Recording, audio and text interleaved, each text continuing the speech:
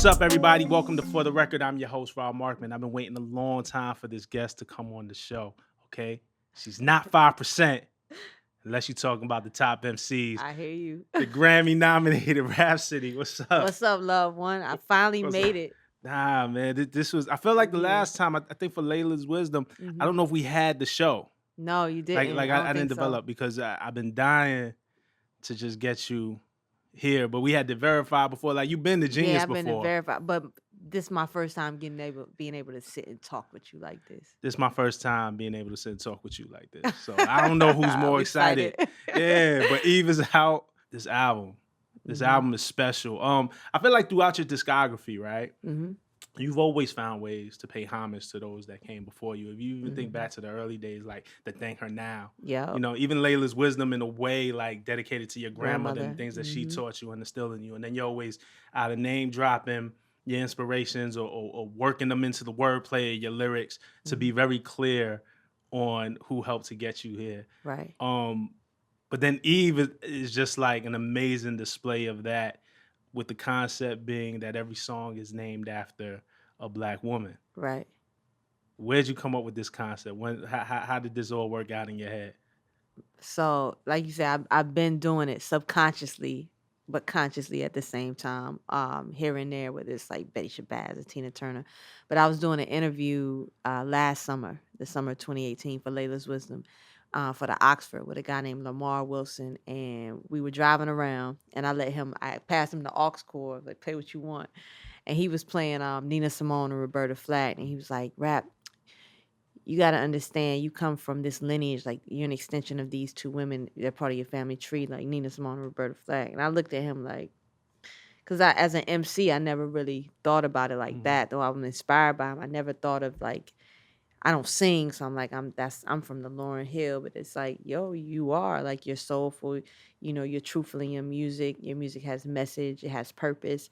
So they're all both from North Carolina, so it got my gears to thinking like, I'm an extension, I'm made up of a bunch of different women, so like, I always talk about in interviews outside, when they ask you, like, who's your inspiration, I'll be like, Queen Latifah, Lauryn Hill, MC Lyte, blah, blah, blah. But I also say Cicely Tyson, Felicia Rashad, Nikki Giovanni. Like, it goes further than music. So I wanted to showcase that on a larger scale, but not only for me, in a way that the village could gravitate to it. You know, women and men. Like, women could connect with it because naturally we speak the same language. But men are raised by strong women too. So It was like that. So I went home and I was like, man, like, I wasn't even going to do a song about being a tomboy. That was the first thing I was like, what does that mean? So like today, being a tomboy is not really acceptable in mainstream. Like I get comments like, oh, you dope, but you won't make it because you won't sell yourself. But I think about Aaliyah, right? When Aaliyah was out, she was one of the sexiest people alive, but she was a tomboy. She used to wear the fly sneakers. She was a sneakerhead, the baggy clothes, the sports bra, you know, let the pants hang off, show the briefs. So it's like sexy for women comes in different forms. So I'm going to do a song about tomboys for all my tomboys, for women that show tomboy feminine. Because that's a thing for me. Like, I'm feminine. Just because I'm a tomboy doesn't mean I'm feminine. I like to be comfortable and fly in a different way. So I did that song, and once I did that song, it just clicked. I was like, yo, I could do Felicia Rashad because she teaches us about motherly love and how to be mothers. Yo, I could do Nikki Giovanni. That's where I learned how to, you know, wordplay and the power of words and talking about, you know, different subject matters that happen in the world. I could do, like, there's songs that I did that didn't make the album. Like I did a Spinderella, you know, for DJs. So the way I did it conceptually, I used the titles of a bunch of different songs that DJ played, but to tell a story with those titles. So that's Spinderella. Like, you know, there's so many things you could do with it. So once I had the concept, I just ran with it. And I knew, like, there's nothing on this album that a Black woman can't relate to. And it's to show, like, we're not monolith. You can't box me in. You can't box any of us in. That's when you think about Black women in the world, we don't just look like what you see on this box or this TV or radio. Like, we're so diverse, you know, and there are some days where you're going to get the cool, shy, goofy Rhapsody. And there's some days like yo, you about to get on my nerves, and you gonna really make me show a different side that I don't want to show, that I Talk about rarely it. show. Like there's a side that's like to watch documentaries and really Right. be introspective, but there's also the side like, yo, we going to the club tonight. Like, Mhm. what's up? Like, you know, there's so many different sides of me that I always don't show to the world. The world don't have to see it all, Right. but to show that we just come in a wide range and spectrum of different flavors.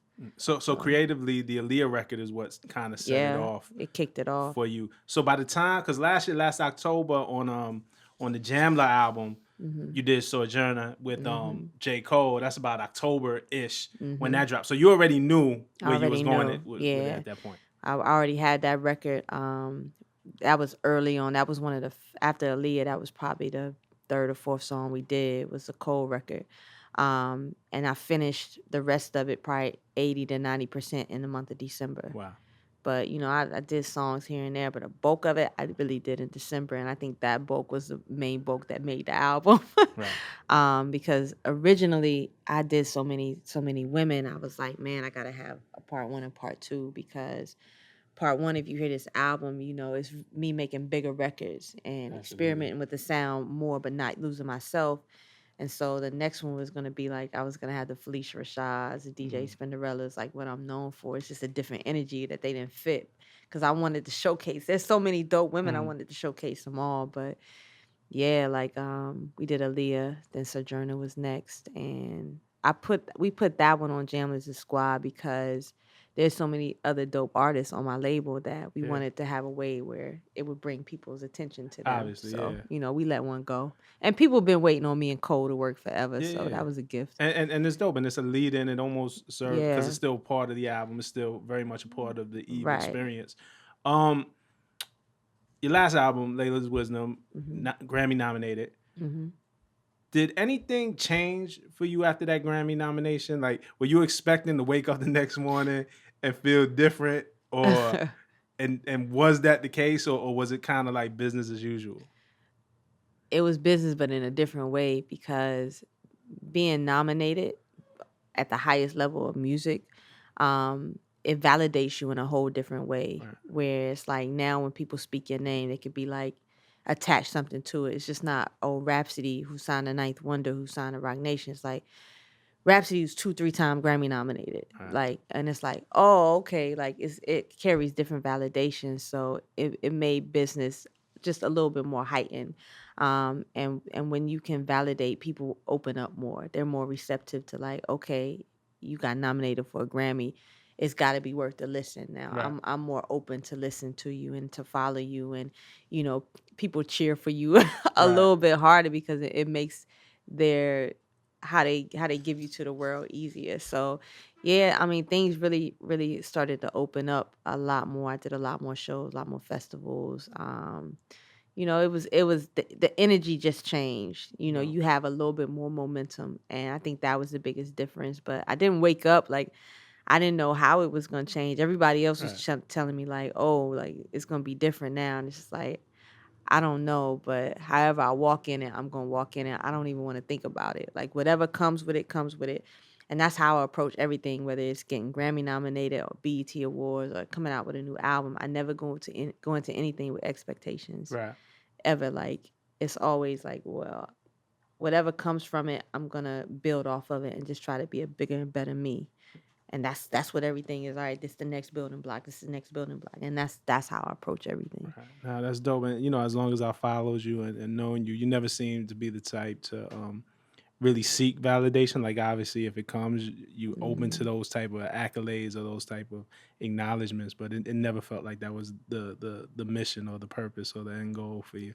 No, it wasn't. I mean, in the beginning, you think you want it, you think you need it more than Right. anything to even progress, and it's just like it just felt like you just get blocked. You get blocked, or it just doesn't feel like it's naturally supposed to happen that way. So you just after a while, you just start learning like I can't chase it. I have to let it organically come, and my time is meant for me. My path is meant for me. So I just have to do the foundation, and the most important thing is make dope music. And Right. as long as I do that, and as Knife has always told me, people cannot denied great music. So as long as you make sure the music is dope and stay on your path and stay on the marathon, in the words of Nipsey Hussle, Right. everything else naturally falls into play. Like the music has to be right. Your brand has to be right. You as a person, how you treat people has to be right. I believe in karma in the universe. Like all of those things got to be right in order for you to get what's naturally meant for you. Like, Nah, I feel you. And it's funny. I think some of those things come, like you were saying, through persistence, consistency, right. running the marathon. But Hmm. I hear my favorite record on here. I hear, and I'm like, you're also not averse to taking what's yours or what you Nope. feel is yours. Cleo is my favorite song on the whole album, All just as a right. rap fan. Just the energy of that record, like the bars are strong, and it really Hmm. sounds like you had something to get off of your chest. Yeah. The record as a whole. Hmm. What was the last straw that made you like? I always think about things from a perspective of like it might have been a type of energy that you wanted to tap into or do, but Hmm. like the moment when you're like, yo, I'm about to pen this Cleo record and anyone could get it. Man, it was a clusterfuck of things Right. for better. I'm sorry for Nah, better we could curse. Fuck it. terminology. It was a clusterfuck of things because, as you know, like for one, being a woman in hip hop, the challenges that you face. Me, like I talked about on Layla's Wisdom with Black and Ugly, like just having to deal with social media Mhm. and being an image. What that felt like for me. How people treated women in general in the industry. When I saw what was behind the curtain of who was really when we talk about the culture and as far as business goes and who's driving it, like they always don't look like us. So that was Mhm. a thing that like kind of turned me off. And just seeing how people talked about the music and what they used to validate it is really false. So that Mhm. was one. If people somebody took a shot at me when normally like I'm gonna take the high road, I ain't gonna really Mhm. say nothing. Like this was a time like, nah, I'm tired of being quiet. I kind of got time today. So it was just a bunch of different things. Like on the record I talked about even title, I got the line. how yeah. Yeah, you said, look, I got the line right here. It was great that you're going right into that. They only put us on TV if our titties jiggling. Jay tried to give us titles and we're giggling at him. But we ain't peeped the funny shit they doing. Chitlin Circuit mom and pop stores been ruined because we wouldn't share the profit. We was all moving. Now it's pennies on pennies. That don't make sense, do it?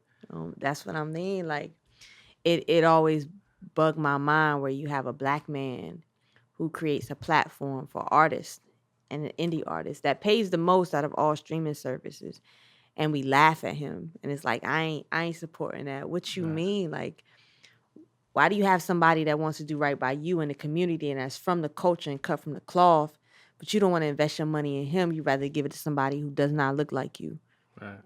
who may not be from the culture and understand the culture. Like that doesn't make sense to me. Like you think that's cool and you laugh at that? That this directly benefits you. And that's what the Chitlin Circuit was when we had the Chitlin Circuit. It was about keeping the money in the community, Mm-hmm. investing in black businesses and putting money back into us. And now, the Chitlin Circuit has been dismantled.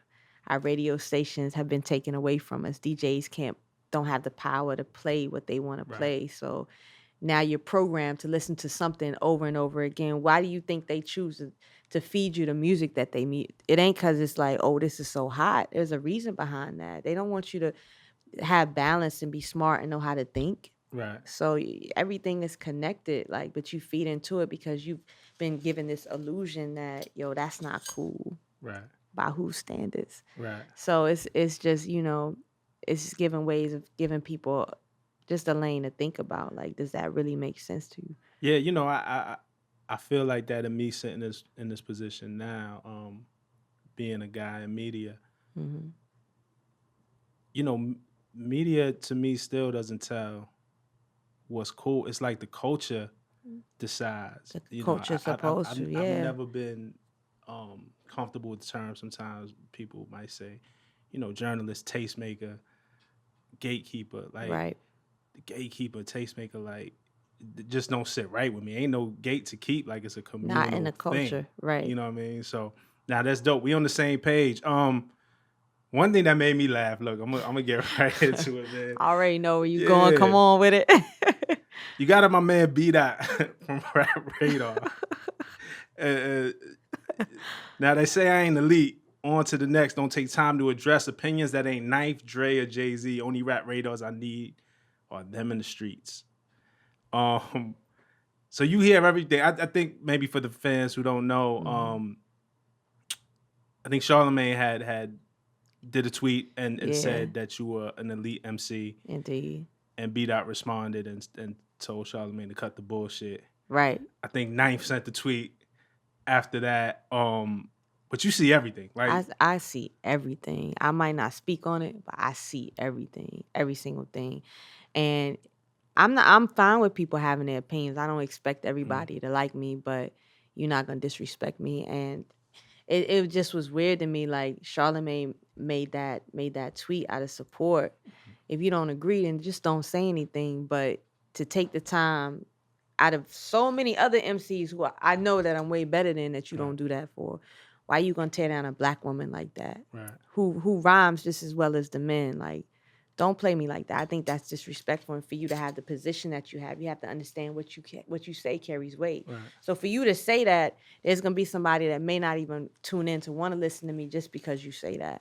Right. Like, come on, bro. Like, don't do that. That's fair. You know, and I know B-Dot personally, somebody that I came up with for many years. And he's outspoken. That's one of the things that's great about him, that he's not afraid to say what he believes. Say what you say, but I might say something back. Right. That's why I say like your opinion is your opinion, but I'm gonna say something too. That's my opinion. I just, again, you gonna do what you do. You're a grown man. You're free to do what you want to do. Like, it ain't nothing about me being emotional about it, but it just made me think like, that's a little distasteful. Right. Well, this, and I didn't see it as being read it as being emotional. No. No.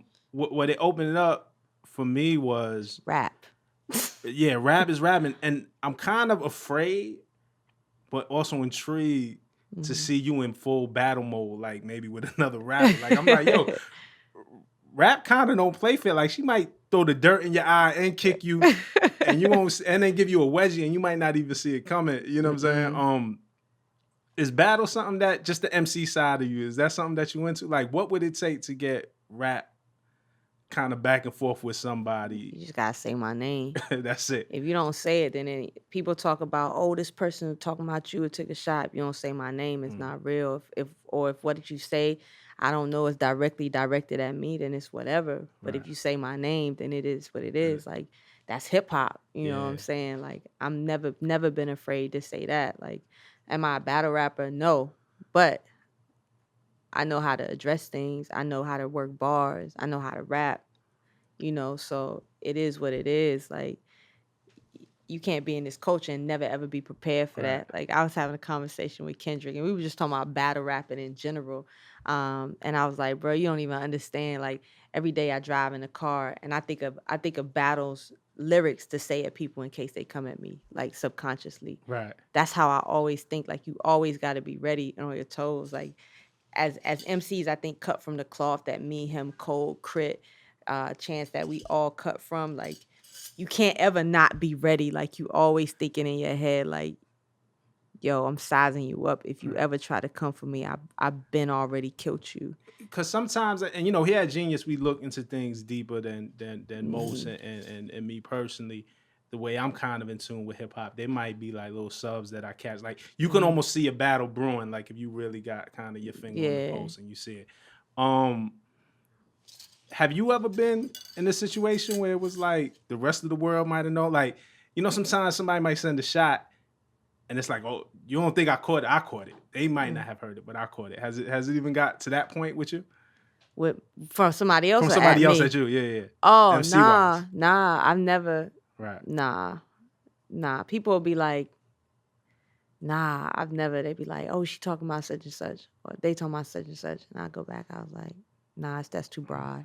I don't see it. I don't wish that on you. But boy, I would love to see it.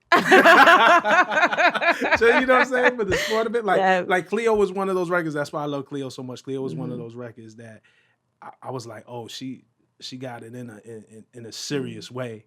Yeah. And if it ever came to that in any capacity, it's gonna be hard for her, whoever you up against.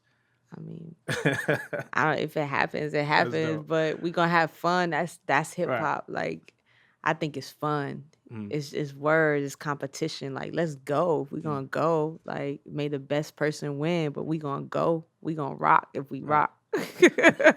She already thinking the lines. She probably got lines for each and every one of you motherfuckers already in her head. I battle everybody in my head. Like, That's it don't hard. Kendrick too. Like, That's all hard. of them. Yeah, you don't know what's gonna happen. Yeah, like I think that would fun. I want to battle a dude, like just for the Right. fun of it. I think that would. When has Have that we ever seen that? happened? No, that's never happened. Not that Lauryn who she- lost ones, maybe going towards Clef, I felt like, but it wasn't like that's Clef personal. came That's back. different. Right. Yeah, that wouldn't like. I think that would be fun. Like, there's. Right. I don't think as an MC you can't like ever have fun and just look at just pick a record and battle Right. somebody. Like, Right. it's just But fun. it keeps you sharp. Yeah. You know, well, let's talk about Liquid Swords. Speaking of sharp, let's go there. Iptaj. Right. Well, is the record where you sample Jizz's Liquid Swords featuring D'Angelo.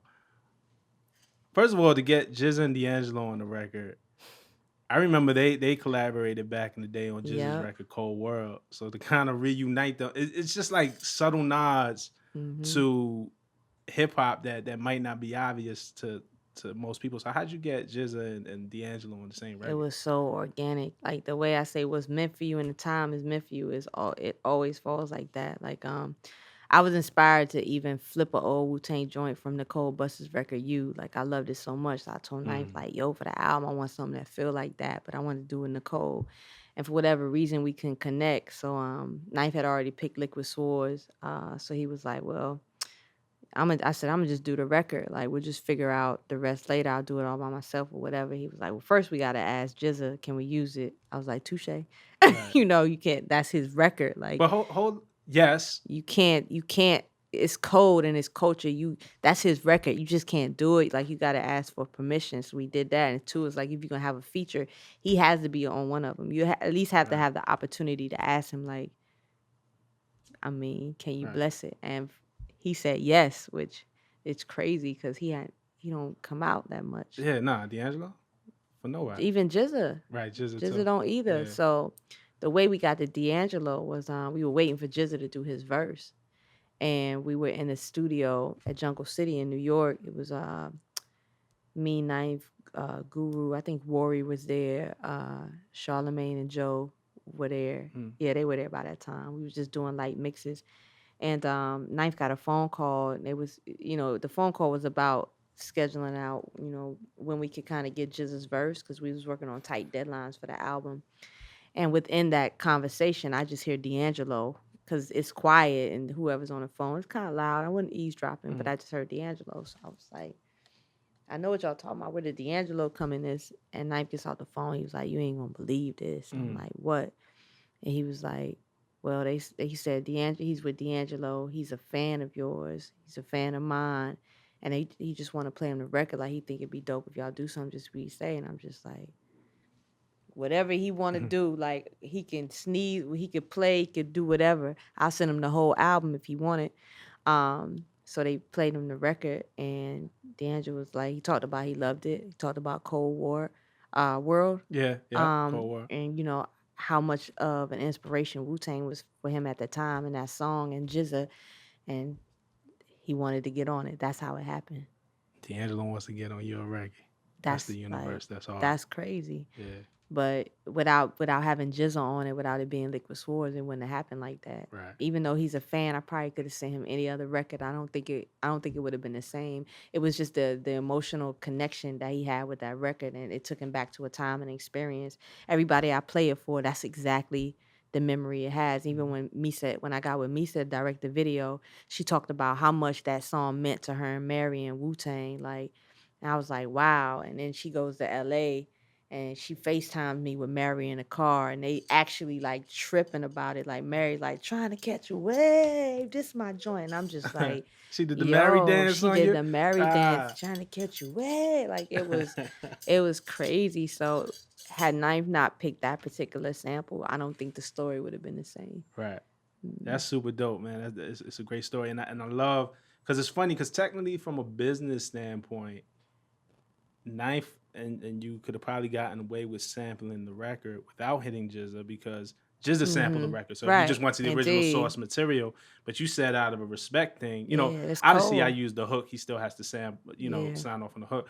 But I mean, just in the essence of doing the right thing and getting Jizza's blessing, Mm-hmm. blessings are bestowed on you. Yeah, you gotta Yeah, you that's gotta hard. do it right and treat the legends right and show them respect. That's one thing that's missing. Mm, Like out of all other genres, I don't think hip hop appreciates their pioneers and legends the right, same. Like we can never forget the fabric of why we have this culture, and we should uphold and respect them in everything that they do. So it's important that you go back and reach back, like, yo, like I gotta ask permission for right, this. It ain't just cause I'm new and I'm hot. Like, nah, bruh, that ain't even your lane. Like, right. respect the fabric of that and go back and do it the right way. Like, You, that you, means something. one of the things about this album, and I think the way you talk about the inspiration that you have and the respect that you have for the past is going to inspire Mhm. others coming up. Um, the layers on this record is amazing. Like I take a song like Iman with Jid. And just the detail on it, right? Because he ends his verse behind every great man is a bad bitch handling shit. Right, Then you hit him with the appreciate your etiquette, Jed. But bro, who you calling a bitch? right. The record ends, and then we get the Come next on, record, you know. and then we get who you calling a bitch. You and ITY, we get Queen Latifah Right. on the very next record sequence in the album. Um, how purposeful were you with kind of those intricacies and which ones hmm kind of fell into place very naturally? Um, that one it was intricate, but it fell into place at the same time. So JID he called me and he was doing for one. Let's start first.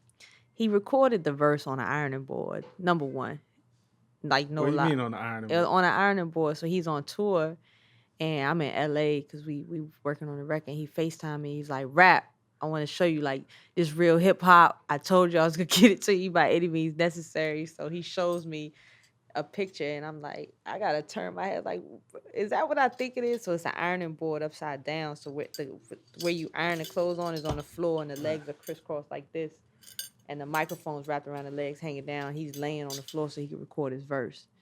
Cause they in a Wow. whole team on tour, like he couldn't get to the studio, so that's how he barring up. I'm just like, yo, this the most hip hop shit I've ever seen in my life. I love you, right? So he does his verse and he sends it to me. He was like, yo, I ended my verse with bitch, so I want you to come back and check me on it. I was like, bet. He did Wow. that purposefully. So I called Knife. I said, cause Knife sequences my records. I try to do it. I'm a little bit good, but he better at it. So I said, what song is coming after this? To figure out how I'm gonna write it and he said, Hapshetsu. I was like, I couldn't write that Right. better. I was like, so he ends it on bitch. So I naturally have to include that. Like it just makes too much. That's a layup. Right. But that's how I think. Everybody like I think of everything. I write that way. I think of everything as a storyline and puzzles and Mm. layers. So naturally, like my mind was just like running. I was like, yo, that's gonna be ill to Mm. end that to introduce the next song. If you know the history of Queen Latifah, you'll get it. If you don't, then you won't. It's just a song to you. It's just the way I ended it. Right. But it's like a hidden gem for people who, if you know, you know. If you don't, you don't. The connection of why I ended it the way I did. That was hard. That was hmm super because then the production, like just as late as your lyrics are, so is the production, the sequencing, Right. and all of that. How'd you get Latifah? First of all, like the Queen The is queen. multifaceted. You know what I'm saying? She's acting, she's singing, she's doing jazz. She She's come a long writes way. movies, Writes plays. movies, but she gave you a rap verse. Yeah, she barred up. How'd you get that? I mean, did you have to really talk her into it, or was it something that she was ready for? Like, I mean, I got in touch. The way I even got in touch with her, she's always been on my list. Always wanted to work with her. I met her one time at the White House. Everybody was trying to talk to her though, so it was real brief. I don't even know if she remember that, but Murs was in town. They were recording for the Iliad with mm, Knife, and we were talking about tattoos because I want a new tattoo.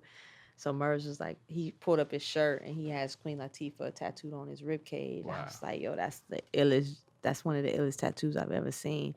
He was like, y'all ever work together? You ever talk to her? I was like, no, but I want to. And he was like, you should really try to get her for the album. I'm thinking like, man, ain't no way I'm gonna get Queen Latifah. There's no way I'm gonna be able to get to her. Like, but he was like, let me work on it. Like I could probably get. I know somebody. So I was like, all right, bet. So he got to Shakim, who was her assistant, and he connected her and Knife. So he told me that happened. I was like, wow. So Knife, I was in LA. I was in Atlanta at with Tip, and I was playing T.I. the album, and Knife was like, Queen Latifah about to call you, and that's how it started. She called me. We talked. I told her about the record. I sent her the song and the verse. She loved it. She was like, yeah, I would love to be on it. Like, she was like, I'm a fan of yours. Like, I'll be riding around to Pandora listening to you. Wow. Like, like she'd be like, you spitting. Like, we need you. Like, and that, that meant the world to me because I do what I do because of her, because of MC Light, like MCs like that. So, we talked that night. She called me like a couple, before I even got to LA, she probably called me 5-6 times. I would be riding, I see her name. I'd be like, yo, why she calling me this crazy? I still don't know what to say, but I had to keep it cool. Like, we cool now. Like, I've been able to like, all right, it's cool. Like, cause she the big sister, but, I got to LA and she came to the studio. I played her the whole album. She gave me some pointers, some ideas. She told me what she liked, what she didn't like, what she thought could be changed or whatever. And then she was like, well, come to my house tomorrow. Let's work on a song. Like, come to my house, like a crib. This is the first time I'm meeting her. So that's how just cool she is. I came to her house. We talked a little bit. She told stories, and we worked on the joint, and that was it. Like, that's just what it was. That's hard. She got hard verse too. Like Yeah. She had been away from rap so long, just purely rapping. When I seen the feature and heard the record, I was like, man, I hope, because you want your heroes to still kind of be up there. I hope she ain't lose a step. I hope she still got it. Nah, she's still queen. Still got She's still killing. Sorry for doubting you, Queen. Come on. Don't ever do that. Nah, for real. I kind of have this feeling, right? And me being a rap fan,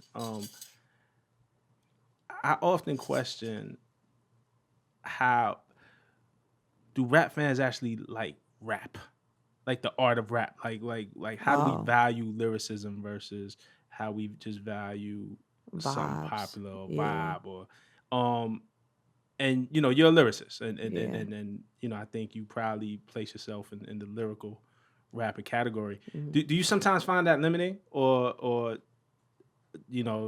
are you just proud to be there? Is it sometimes frustrating being in that lyrical? Is it a box sometimes?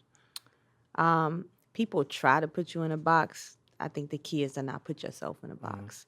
So, as long as you understand how you can find balance with what you do, then it's fine.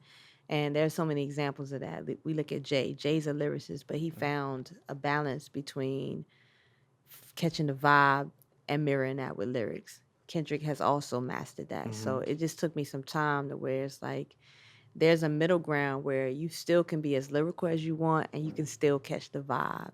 And a lot of times that has to do with, melodies, your flow, your inflection. So it makes it more palatable for people to digest. Right. And it's like you have reasonable doubt, like that's this end of the spectrum. It's so lyrical and so layered, right? Then you have this other end of the spectrum where I guess is what mumble rap, sing a song, all of that. There's a middle ground, and that is Blueprint. Right. You know what I'm saying? Something like that. Or that is Damn. I always feel like that's where the greatest MCs existed because I think, if you go back in the day and you think about Rakim and Kane and they were revered as the top lyricists. But they they had was playing melody. Eric B. President in the club. Exactly. Or Ain't No Half Stepping in the club. Exactly. So, that's just what it is. You can't allow people, there's always going to be labels. I can't stand labels, but I know there always will be labels. But as long as I don't put myself in a label, and I've done that since day one, people have always tried to make me a female MC. And ever since I first came out, I was like, I'm not a female rapper. don't put me in that female rapper box. I don't make music as a female rapper. I make music as an MC. Right. You know, I just happen to be female, so I could talk about the female perspective, but I could talk about everything. I could talk about the male perspective. I wrote a song called A Man that a lot of men connect with, and I'm not a man, but I'm able to tell the story because I'm skillful enough to do it. So that's just what it is. You can't box yourself in and just make music. Like I say, if it's undeniable, people gonna rock I feel with like it. Afeni You know is what one I'm of those saying? records too. Yeah. Whoopi is a record off this album I think points to what you're talking about, where I mean there's such a bounce on this record. And you could tell that you're having fun. Like I could kind of hear Chains on it. I could also hear Kendrick on it. Like it just has kind of that bounce, but you don't sacrifice a bar. No. As much fun. Like you had the one bar in there. I feel like Urlacher, bang on the block, better shoot like KD if you ever take a shot. So I'm, you know what I'm saying? I was like, damn, well, rap be on ESPN too. She got her football balls up, her basketball balls up. Like that was hard. You know, chicks don't phase me. I'm just like Beyonce. I ain't feeling you. Like I ain't feeling new Kanye. Yeah. That's how you feel. I'ma always be honest and I'ma be respectful, but I'ma always be honest. Like that's just what it is. You know, I don't think there's anybody that's from reproach. Like I respect Kanye, but for whatever reason, I wasn't feeling, you know, what he was doing at the time. So I put in the music. Like that's what we do. We document the times, and that was the time that we were living in. That was a moment. I'm gonna speak on that moment. You know what I'm saying? So, but no, I never sacrificed the bar. Like you say, I'm a lyricist, but I just had to find that middle ground and like, yo, it's like you say, it's got that bounce. But now I gotta plug these words in that bounce and just make it go. So it's easy for people to take in and learn and digest. Like you can't have a record like that and try to like it don't. Boy, you're gonna lose somebody off rip. So I just had to learn how to plug and play. Right. That's hard though. I'm just gonna throw it out there. Like I said, I heard Chains on it in my head. I heard Kendrick. Like y'all want to do a remix? That'll be a dope record to jump on. Chains hit me about another one he want to remix. So, that's hard. Okay, so it's in the air. Look at that. Something's in the air. Right. So yeah, he hit me about something he want to touch. And Chains is one of those too who always I think has fun, finds a fun pocket. But he don't sacrifice. Like if you really listen to Chains, like he be saying talking some shit. Yeah. Like consistently and constantly through his records. Yeah. One thing that I noticed, and I don't know, this is truly a question because I don't know if you feel like this, right? And it kind of bothers me on social media. You know, I see the way certain fans treat your art. And when I talk about fans, the casual kind of hip hop fans, I think when fans want to kind of downplay other women who are either putting like their sexuality on display in their music, or maybe like a woman who may not write her raps, and then they downplay her on that. To devalue somebody, the counter argument is always like, well, Rapsody. You know what I'm saying? And which is great that people talking about you, but I also feel like don't just say it to say it, like really show it. Do you feel like you're pitted against other women in certain instances like that? Or is it, you know what I'm saying? Yeah. I do sometimes. And you can tell me that I'm tripping. It was just like something that I seen. No. I hate when people use your name in vain. It's probably the easiest way to put it. You know what I'm saying? When I tell you, I look at everything. I see this argument and it's every day. And every day I'm like, y'all still doing this? Like y'all still having this conversation? It's I look at it in two ways. Like there are some people I think that really come at it from a genuine perspective where they just don't say it right. It's just like, we want balance, like, yo, here's somebody else. Or it comes from a place where I want to see rap, you know, get just as much exposure and love too for what she does. But a lot of times people just come at it a very disrespectful way. And I ain't never with that either. Like I say, you shouldn't have to dim their light to put light on me. Right. That's not how it works. Like, don't approach people like that. People like the music that they like, and they like the artists that they like, and these artists should be able to create and tell their stories in the way they create. There's a lane and a space for them, you know, so allow them to live in that space and just respect what they're doing. You don't have to like it, but respect it as artists and their artistry and their right to create how they want to. I think that's important, you know, but there's a way that you can be like, yo, that's dope that you like that, but yo, check Rhapsody out. You might like her too. Like, Right. there's a respectful way that you can enter the conversation. But I also get the frustration. I think it's just frustration because people want to see more balance. Right. That's all. And it shouldn't be though that you have to see more balance at the cost of shaming other women. Right. You don't have to do that. That's not how you have to do it. You can express that without, putting down other women, because it don't have to go in hand. But I understand where it comes from, frustration, and it's like this is all that we're exposed to for whatever lack of reason, whatever, who's pushing it, who's behind it. And people just want variety. Right. So, the best you could do is just put people on. If they listen, they listen. They don't, they don't. We carry on.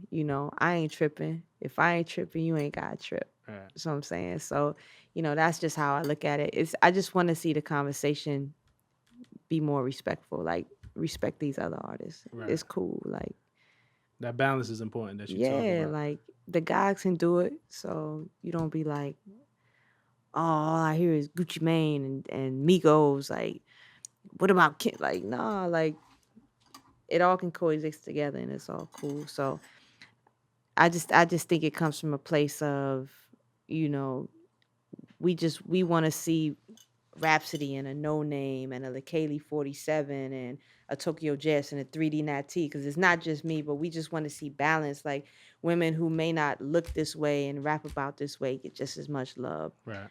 But it ain't no need in arguing about it. That's all I'm saying. If you present them the idea and they ain't about it, and carry on about your business. It ain't. But you don't have to use my name as like the counter argument.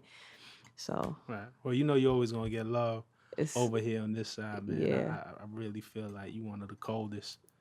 Thank you. And when I was thinking about it as an MC, I mean, you've gotten to rap alongside like some of the coldest, from Black Thought to J. Cole to Kendrick. We talking about Latifah, Ab Soul.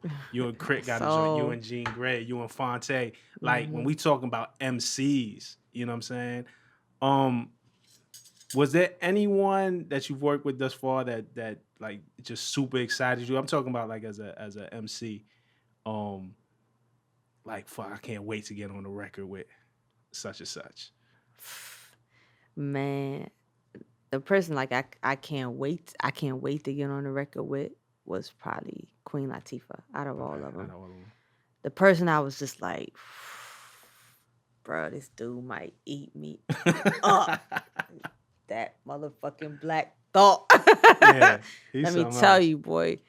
Knife was like, Thought, once you get on record, I was excited. I was like, yo, but then I was like, yo, I got to bring it. Like, I heard his verse. I was just like, I had to sit on it. Like, how I'm gonna come in on this. That's what I want to know. Like, because you such a dope MC. Who give you fits? You know what I'm saying? Black Thought, like, just made.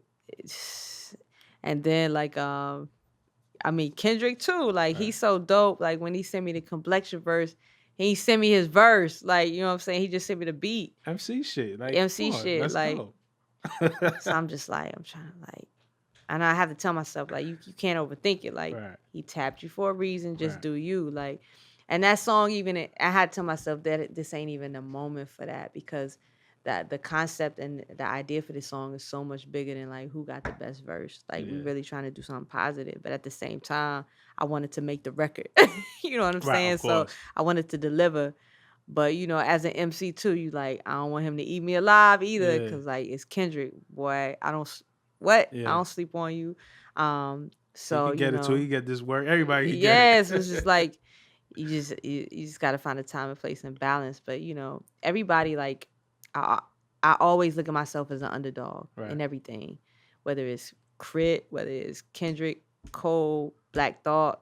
It could be the new kid on the block. Like, I always look at myself as the underdog. So it's just like, nah, I gotta go. I gotta give you my best verse, but not overthink it in the process, because you don't want to overthink it where it becomes like you hear the joint, it's like, oh, you really trying to battle? Like, nah. Like, the art is to take the concept and to kill the concept. Right. That's the art of it. It's not necessarily I'm trying to knock your head off because then it just becomes battle rap. Right. Like the art is, how can I outdo the concept better than he did? Right. In the most skillful way. Like, how can I say the flyest joint like in my own way? Like that's how I approach it. That's hard. Mm-hmm. I always wondered that, man. But that's hard. I always think about that when MCs sit across the table. Like, who's giving you fits? Who's keeping you up at night? Yeah. How At do you this approach point, these records? yeah. Earlier on, Right. it was just like we just rapping, like Right. we just going at each other's head. But yeah, You know, Black Thought's a good one. Okay, so listen. Finally, before we get out of here, man, I love to do this. we done? Yeah. Oh man, They're giving me the rapper sign. There's a screen over there. Y'all can't see it on the screen. There's a screen over there that I get messages. It's like, yo, 2 more questions, 3 more questions. I gotta be a good team player. Is there anything what you feel like we ain't hit? What you want to touch on? I don't know. We touch on everything. Come on. Huh? You want to go and beat that again? Come on. Nah, we good. We just tapping. We just tapping. What up, B-Dot? I know we're gonna have a conversation, but you know, it'll be all good. it's gonna be funny. It's gonna be good. It'll be all right. What up, baby? Nah, is it something because this album is really late. I want to make sure that is this something that you feel like we ain't get to? Nah, we talked about a lot. We gotta save some stuff because it's not gonna be our only talk. Of course not. Yes. Nah. No. It's a forever thing. There's more to come. It's a forever. Oh, I know what you're talking about. So. But before we get out of here, I want to have you do one thing I ask every guest, right? Right. To pick a verse from somebody that you're a fan of. Okay.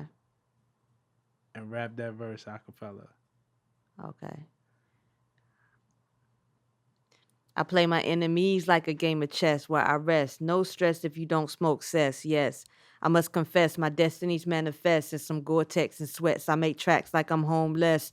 Rap orgies but 4G at best. Capture your bounty like Elliot Ness, yes. Bless you if you represent the food, but I hex you with some witches brew if you do voodoo. I could do what you do, easy, believe me. Frontin' niggas give me heebie-jeebies, so why you imitating Al Capone? I be Nina Simone and defecating on your microphone. Ready or not, here I come. You can't hide. I had to do El Boogie. I could do another one. Go ahead. I'm gonna give you a twofer. Yeah, like I'm go. feeling myself because I always gotta do Method Man because that's the first verse I ever memorized front to back. That was the first verse. Ever memorized front to back. All I need. Okay. Shorty, I'm there for you anytime you need me. For real, boo, it's me in your world. Believe me, nothing make a man feel better than a woman. Queen with a crown that be down for whatever. There are few things that's forever, my lady. We can make war, make babies. Back when I was nothing, you made a brother feel like he was something. That's why I'm with you to this day, be no frontin'. Even if the skies were gray, you would rub me on my back and say, baby, it'll be okay. Now that's real to a brother like me, baby. Never ever give the away and keep it tight, all right? And I'm gonna walk these dogs so we can live in a fat ass crib with thousands of kids. Word life, you don't need a ring to be my wife. Just be there for me and I'm gonna make sure we beat living in the epileptic luxury. I'm realizing that you didn't have to fuck with me, but you did. Now I'm going all out, kid, and I got mad love to give you, my nigga. Right. Yo, that is dope, yo. I fuck with you. We could do this all day. All day. We're gonna save some for part I was about 2. to go on third on him, but I'm gonna chill. We're gonna wait. We're gonna hold got it. the record, man, but we can keep it at 2 for right now. How many Corday do? He did 2. I told Corday to do 1, and he did a J one, and he did the 9. He did 2 too. That's a North Carolina thing. Yeah. NC representing. We real hip hop heads. Shouts to Corday. He know it. That's real. We'll rap all day. Rap. Yes. Congratulations on the album. You Thank made you. a fucking beautiful piece of work, man. It's really Thank a you. masterpiece. I think it's something that is needed, that needs to be heard, and it's something that's going to inspire, I think, everybody around you in the community to kind of step their thing up intellectually, ball-wise, and it got some bounce to it for real. So Thank you, man. I appreciate you allowing me to be on your platform just to share the story. Write the dream, write for dreamers. Oh, man. So you know what it is. MC to MC. They don't even know about that, man. If they don't know, you need to know. MC to MC. That's love, man. And I appreciate y'all for checking us out every week. Talk to us in the comments. You know I talk back. Tell us your favorite track from Eve. Your favorite bar, too. Your favorite track and your favorite bar. I'm going to be right in there talking back with y'all, right? This is For The Record. Catch you next week. Peace.